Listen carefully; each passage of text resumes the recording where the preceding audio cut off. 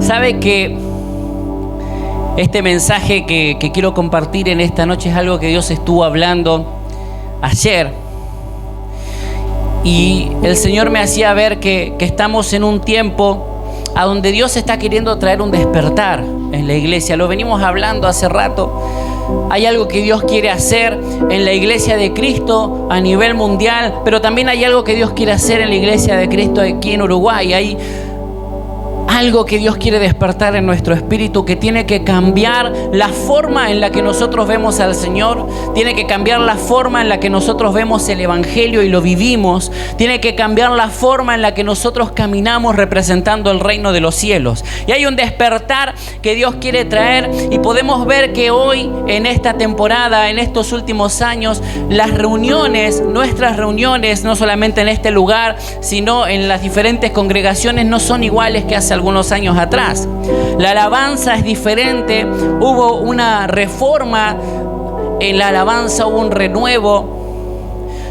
La forma en la que vemos la palabra del Señor, el Señor ha traído una revelación aún mayor en este tiempo y le damos gloria a Él por eso.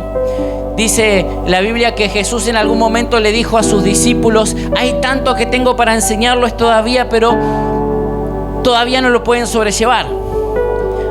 Lo que Él le estaba queriendo decir es que había mucho todavía que les quería revelar, pero no era el momento para que ellos puedan soportar esa información o esa revelación.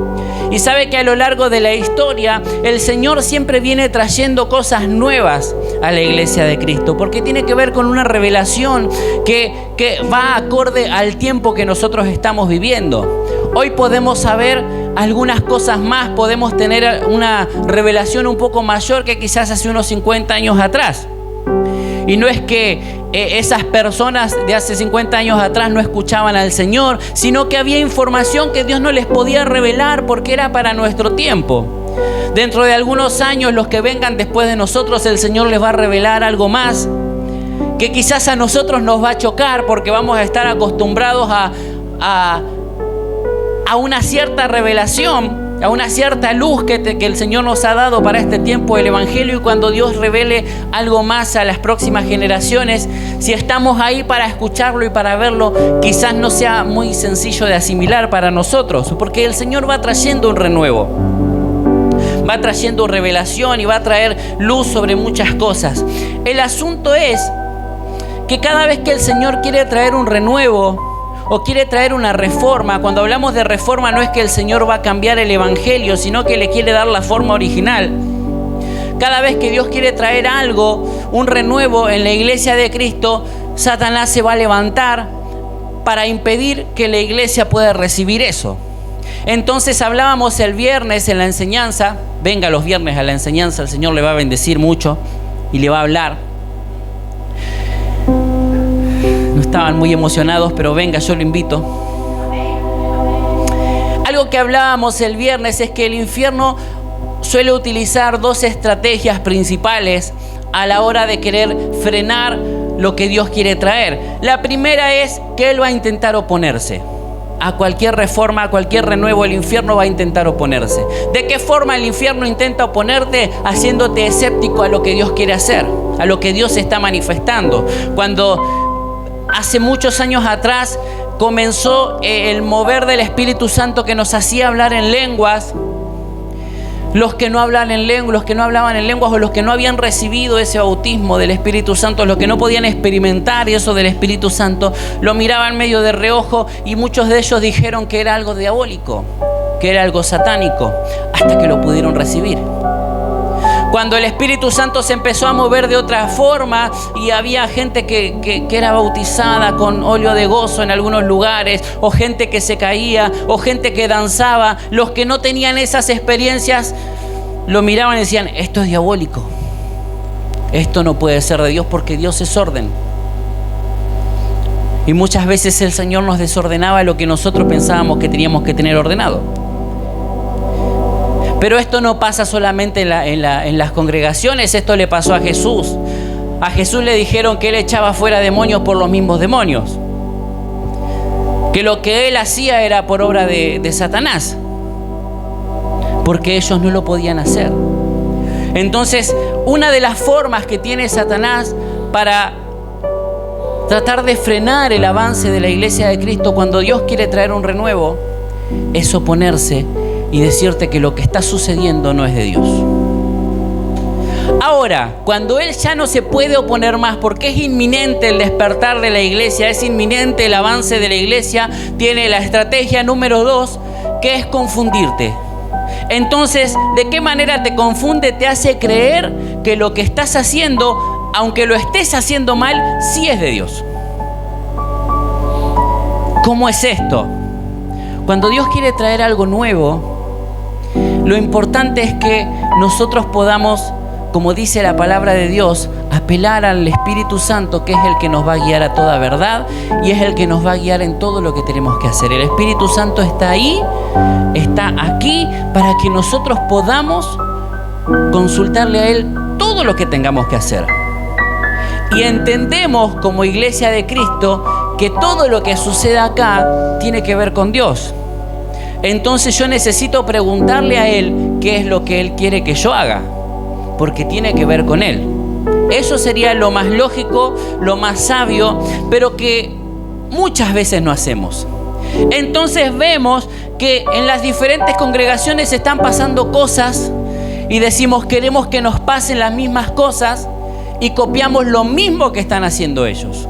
Entonces Satanás me hace creer, bien, eso que copiaste va por ahí. Eso es lo que tenés que hacer. Y yo nunca le pregunté al Espíritu Santo qué es lo que Él quiere hacer con nosotros. Simplemente vi que fulanito de tal en su congregación, el Espíritu Santo se mueve porque se hace de tal o cual forma. Y yo digo, si ellos lo hacen, yo lo voy a hacer igual, porque a ellos les funciona. Y no le estoy preguntando al Señor qué es lo que Él quiere hacer conmigo. Cuando estaba en su auge el avivamiento de Gales, había personas que querían llevar ese avivamiento al lugar a donde ellos estaban. Pero no copiaron, no dijeron, bueno, a ver qué están haciendo en Gales y vamos a hacer lo mismo acá para que tengamos un avivamiento. Fueron y hablaron y dijeron, nosotros queremos esto también. Y quien presidía o quien dirigía ese avivamiento, a quien Dios había usado en Gales, le dijo, ¿sabes qué? Juntate a orar con gente que esté dispuesta a todo y el Señor se los va a dar. No fueron a copiar un modelo, fueron a buscar del Señor. Y el Señor se los dio, se produjo lo que fue el avivamiento de la calle Azusa después. Pero hubo una búsqueda, no hubo la copia de un modelo. ¿Me va siguiendo hasta ahí? Entonces Satanás lo que hace es hacernos creer que estamos haciendo lo correcto cuando no es así. Entonces pensamos que en nuestra congregación, porque estamos copiando lo que hacen otros y que más o menos la cosa va, estamos haciendo la voluntad de Dios. Y mientras tanto estamos detenidos en un modelo copiado. Y eso no avanza. Lo que tenemos que entender es que cada congregación, así como cada persona, tiene una identidad propia y un diseño de Dios para cada lugar y para cada uno. Cada uno de nosotros tenemos una identidad que Dios nos dio. Y es la identidad que Dios nos dio. No estamos para copiarle la identidad a otra persona, sino que estamos para ser quienes Dios dice que nosotros seamos. ¿Me va siguiendo hasta ahí? Entonces, como el infierno siempre intenta tergiversar y siempre intenta confundir y siempre intenta corromper todo lo que Dios quiere hacer, Él viene con un modelo distinto. Fíjense que estamos viviendo en una temporada muy especial en este siglo XXI, en el que se habla muy fuerte acerca de respetar las identidades, ¿verdad? Ahora, eso puede sonar muy lindo si alguien nos hubiese dicho hace 30 años atrás, mirá que en pleno siglo XXI se va a respetar la identidad. Hubiésemos estado chochos, felices de contentos, ¿verdad? Ahora, lo que nosotros vivimos como el respeto a la identidad hoy en día no es precisamente lo que Dios diseñó, sino que se respeta lo que la persona percibe que es su identidad. El mensaje está totalmente distorsionado porque se defiende una idea de identidad que está corrompida y totalmente en contra del diseño de Dios. Hoy la gente se autopercibe como lo que le parezca. El otro día escuchaba una persona que se autopercibe sordomuda, que no es sordomuda físicamente, biológicamente en su cuerpo, no es sordomuda, pero se autopercibe como tal. Personas que se autoperciben como animales, como plantas, como lo que les pinte. Una identidad totalmente corrompida. Y eso se defiende hoy en día. Entonces al que dice yo me autopercibo como silla se le aplaude. Bien, anda por ahí y tu cédula de identidad va a decir género silla. A nosotros nos puede sonar muy tonto, pero es una realidad en nuestro tiempo.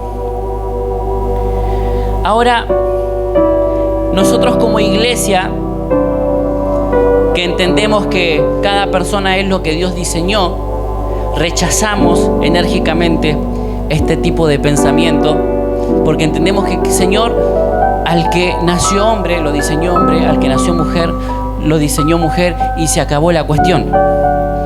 ¿Verdad? Es lo que creemos. No tengan miedo, hermano, no creemos otra cosa. Es lo que creemos, ¿verdad?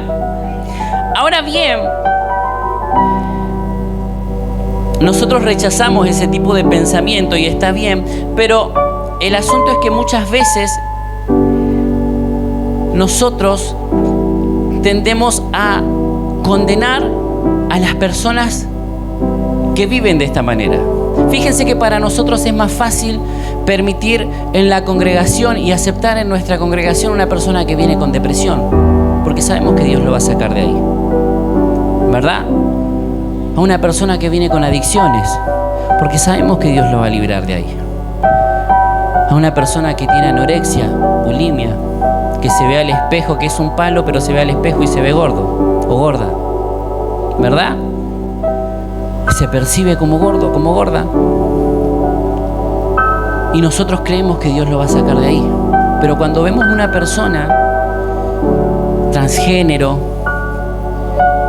homosexual, lesbiana, es como que nos cuesta un poco más aceptarlos. Como que nos cuesta un poco más pensar que Dios lo va a sacar de ahí. Y la Biblia sigue diciendo que nuestra lucha no es contra carne y sangre, sino contra principados, potestades, gobernadores en lugares celestes.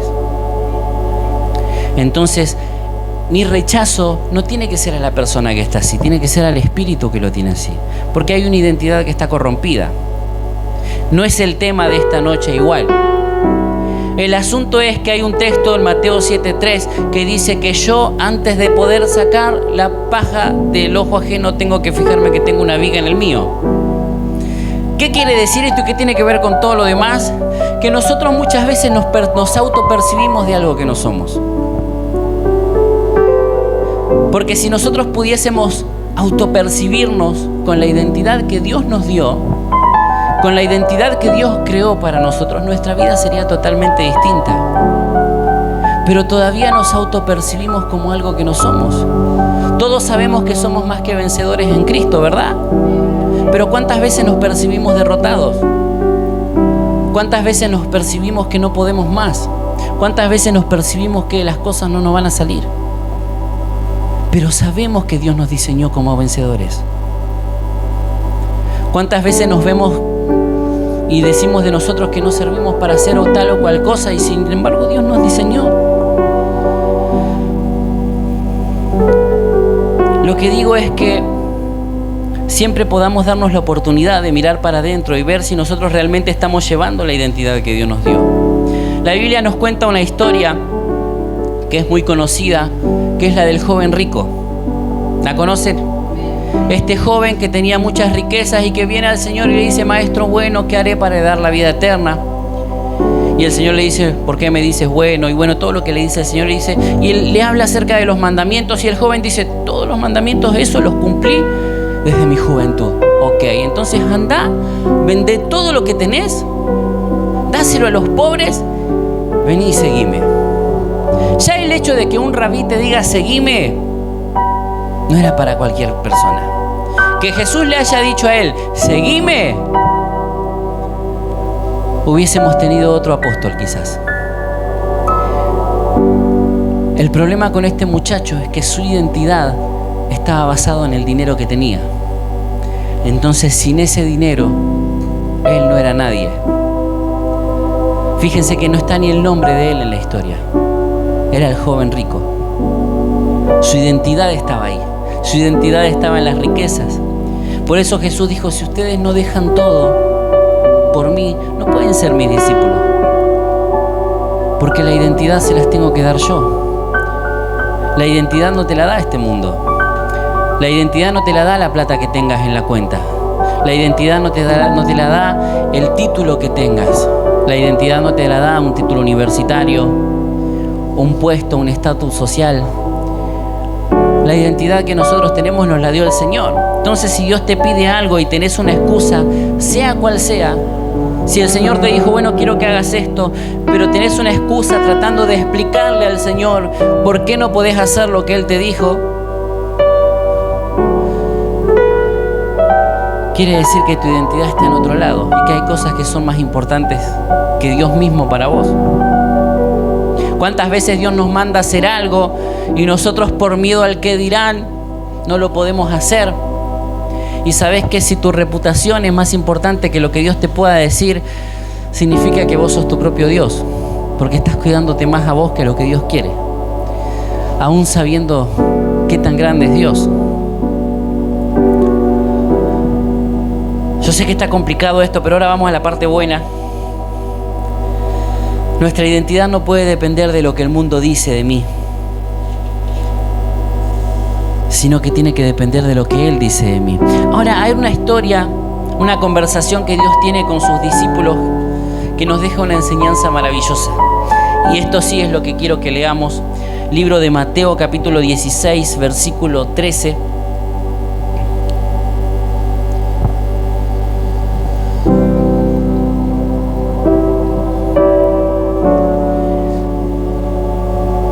Dice: cuando llegó Jesús a la región de Cesarea de Filipo, preguntó a sus discípulos diciendo: ¿quién dicen los hombres que es el Hijo del Hombre?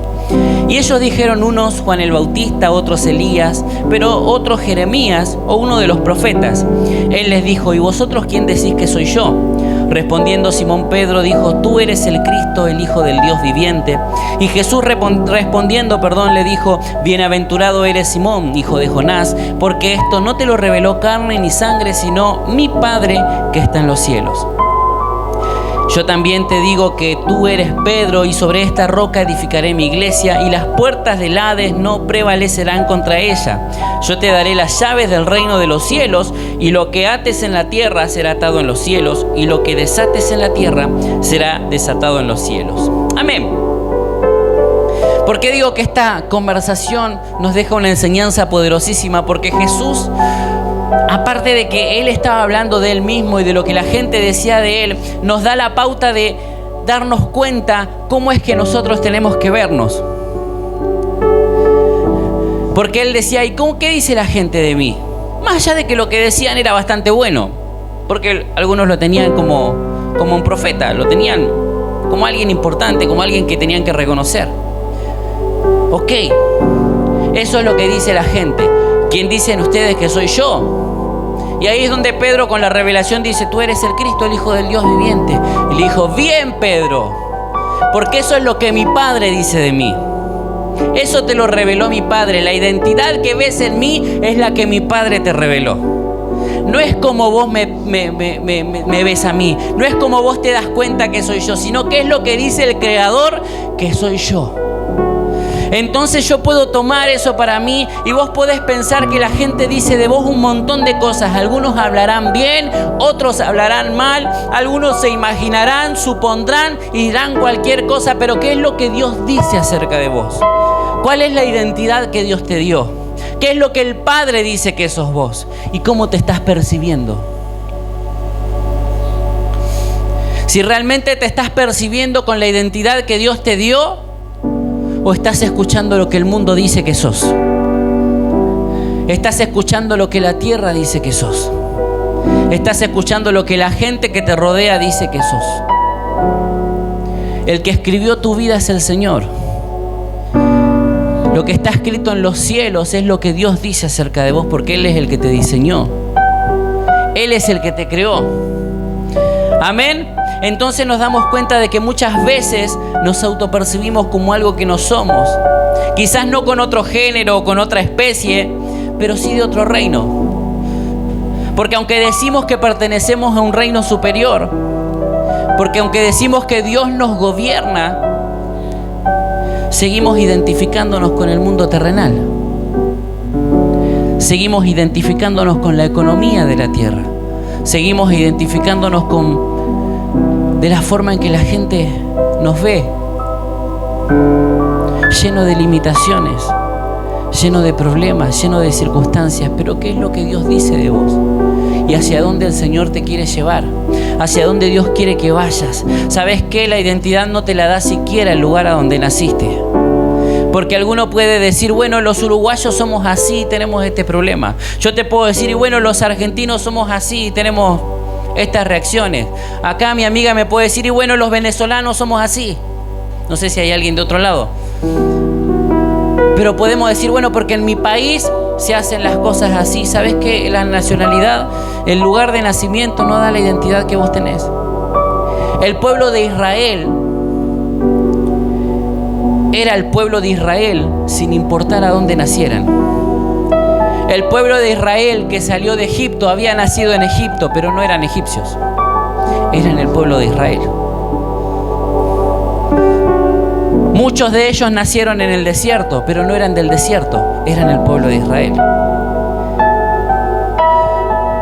En tiempos de Jesús, de hecho, en el Pentecostés, en Hechos 2, dice la Biblia que recibieron estas lenguas, que cada uno les oía hablar en su propia lengua, pero todos los que estaban ahí eran del pueblo de Israel.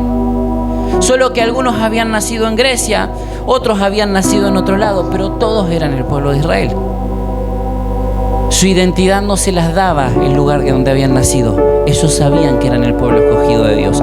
Podrían haber tenido un montón de errores y podemos estar horas criticando y cuestionando muchas decisiones malas que tuvieron. Pero si hay algo que hay que hablar bien de ellos y defender es que ellos saben que son el pueblo de Dios. Al día de hoy ellos saben que son el pueblo de Dios. No importa dónde esté su tierra, no importa dónde hayan nacido, ellos saben que son el pueblo de Dios. Nuestra identidad no la da el lugar de nacimiento.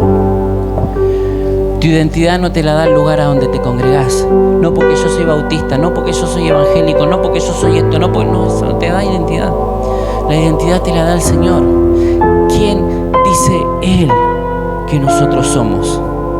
¿Quién dice el Padre que nosotros somos? ¿Quién dice el que nos creó que nosotros somos? El único que puede decir quiénes somos es aquel que nos creó y nos diseñó. Y cuando esa verdad se nos revele y nos paremos sobre esa roca, sobre ese fundamento, todo lo que atemos en la tierra será atado en los cielos, y todo lo que desatemos en la tierra será atado en los cielos, porque vamos a estar parados sobre la identidad que Cristo nos dio. Vamos a estar parados sobre esa verdad y sobre ese fundamento que es lo que nos va a dar la identidad que el Señor diseñó para cada una de nuestras vidas. Amén. Ponete de pie en esta noche.